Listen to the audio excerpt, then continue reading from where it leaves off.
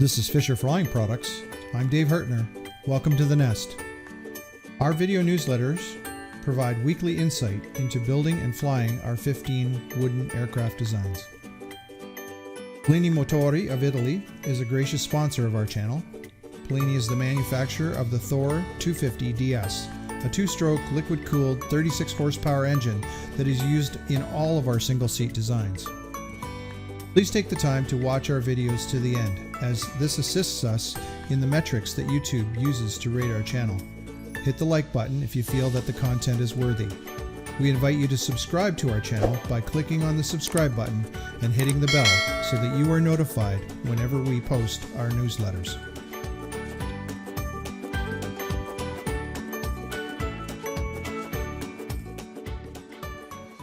Hi everyone, welcome back to our channel. In our newsletter today, we're going to show you our aluminum fuel tanks and discuss how we plan to change their design so that they're a little easier to hold together as we weld them. We're going to be bringing the weld process back in-house to try to keep our costs down. I'm also going to review our spring conversion kit that replaces the bungee cords. Keith Campbell contacted the Fisher Facebook group and asked some questions about the kit and for some clarity about how they're installed. So we'll go through that and I'll use some drawings that will help that out. In the shop this week, we finished Floyd Welsh's Super Koala kit, and we have started manufacturing a celebrity quick build kit for Angel Bartolome in Chile. Our new line of Cozy Carb ice protection systems has been impacted by COVID, as everybody else is. The UK is in lockdown right now, and as such, we've not been able to ship the inventory and the dies over here. So we're hoping that within the next couple of weeks, we should see some loosening of restrictions there, and we can conclude that deal and get the items over to us in Canada so we can start manufacturing. So that's what we've got this week. I'll start in with the review of our fuel tanks. Hi everyone, Dave Hartner here. I thought I would take a few minutes today to just talk over how our aluminum fuel tanks are made and show you basically the finished product here. I've got a main tank and a wing tank to show. And basically how we're sort of changing how we're going to be making these slightly so that we can bring the work in-house to, again, keep our costs low. Most of our main fuel tanks are in the 10 to 13 gallon range, and as you can see here, we've got a sort of curved top. This one's for a celebrity, or for a tiger moth, sorry. So it's got the curved top, and we include with it a steel cap, and that's a sealed. So it's got a gasket on the top of it, but it's a vented cap. And when you get the tank, you take that cap and you put a vent. You drill a hole through the top of it, and you put your vent through that top. Or you can separately you can install a bung and put a vent out of the very top of the tank, and do that separately from the fuel valve or the fuel cap.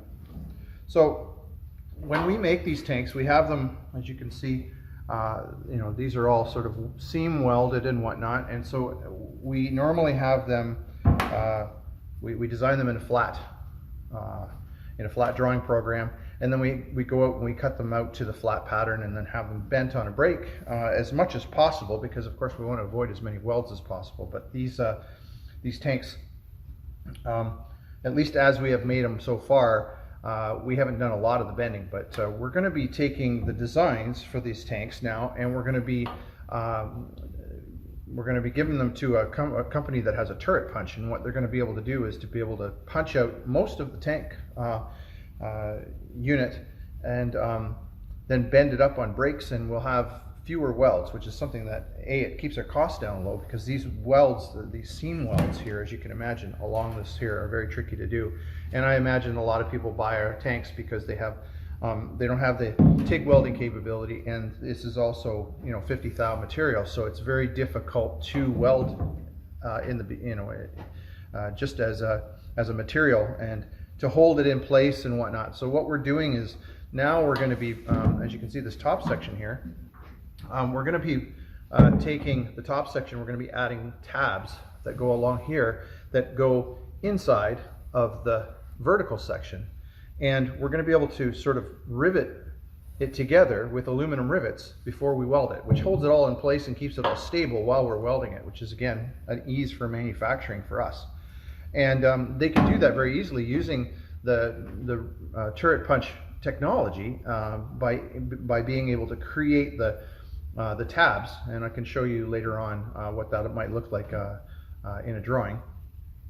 And so therefore we can assemble it all together, rivet it with aluminum rivets, and weld it. And when we're all done, we just weld over the aluminum rivets, and the tank's integral. And then we pressure test it, and then we know for sure that you've got a good tank. In the tank, in various positions, we weld in bungs. Drain bung at the bottom, vent bung kind of thing, or another supply bung. And you have the option, if you want, and you're working out the design of your specific aircraft, if you want us to install a bung in a separate position, then that's entirely possible while we're doing the construction. Now, this is a wing tank, and again, a little easier for us to cut out and just bend up and put together.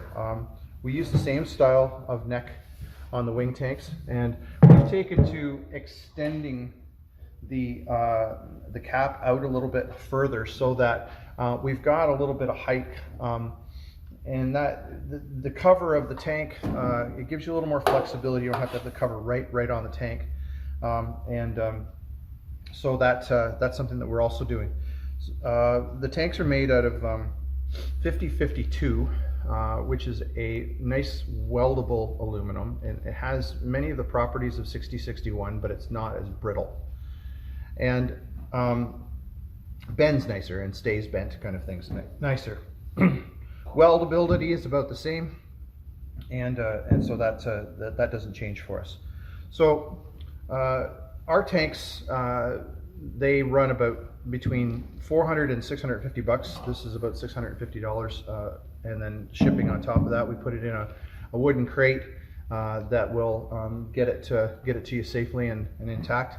And the wing tanks are this tank here comes with the kit, and this tank, these two wing tanks, you can buy one or two, doesn't matter. But they're an option, so you would order them either with the kit or after the kit if you decide to put an optional wing tank in. Now this one would be for one of our high wing monoplanes, this wing tank here, this square one, and for the Tiger Moth, there's a center section tank that goes in the center section between the two upper wings that provides that extra fuel capacity for your flights.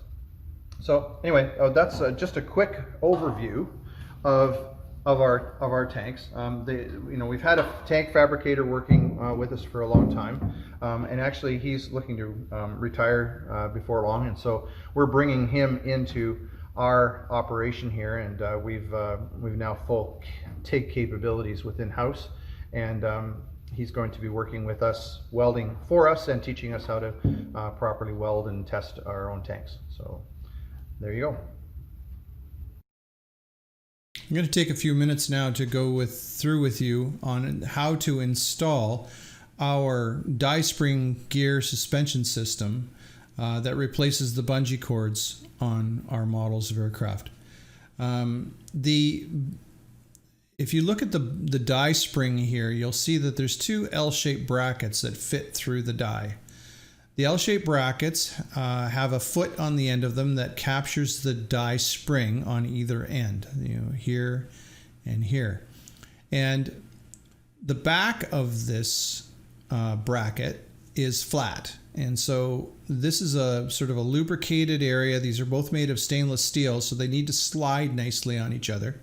But they don't move a lot. The die springs don't take a lot of movement to take up the shock of the landing. It's they don't squeeze very much.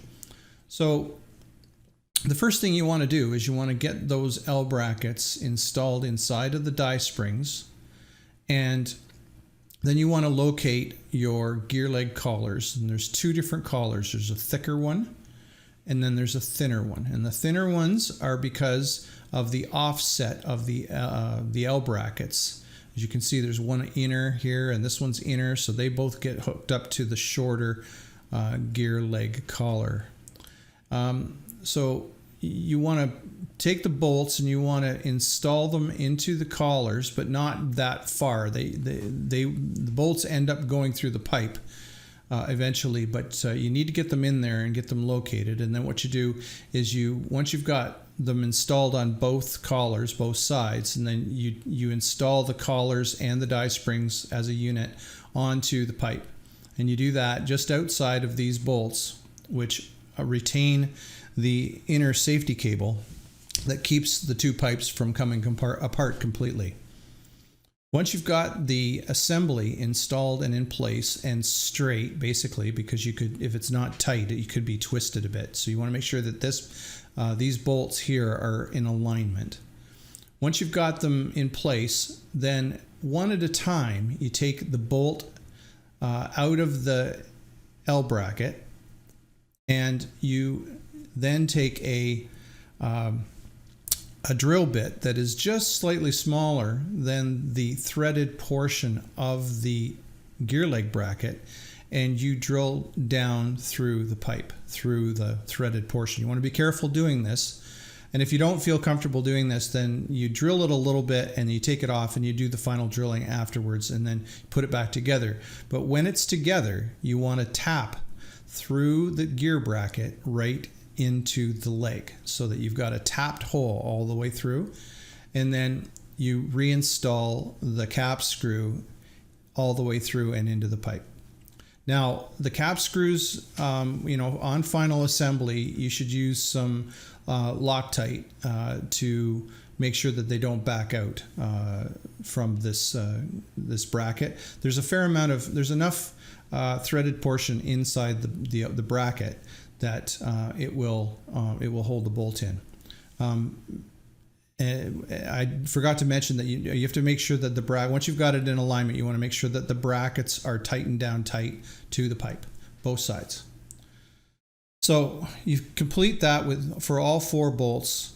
Pull the bolt out, drill the hole, tap the hole, replace the bolt, and if you're doing the final assembly, then you Loctite it together. And you need, because these bolts go through the pipe, they're what drive the whole unit. It's not the friction fit from these clamping forces that are on the collars. It's the bolt going through the pipe, because when you land, that pipe is moving and it will drive the bolt, and the bolt pulls the bracket, and the two brackets pulling in opposite directions actually squeeze the die spring. So hopefully that makes sense. If you have any questions about how these go on, or you need clarification on what I've said, don't hesitate to give us a call at the shop, and we'll go through it with you again. Thanks again for watching. We try hard to bring you interesting content each week. To help us out, please like and share our videos, and to receive the latest info from Fisher Flying Products, click the subscribe button and ring the bell. See you next time from the nest.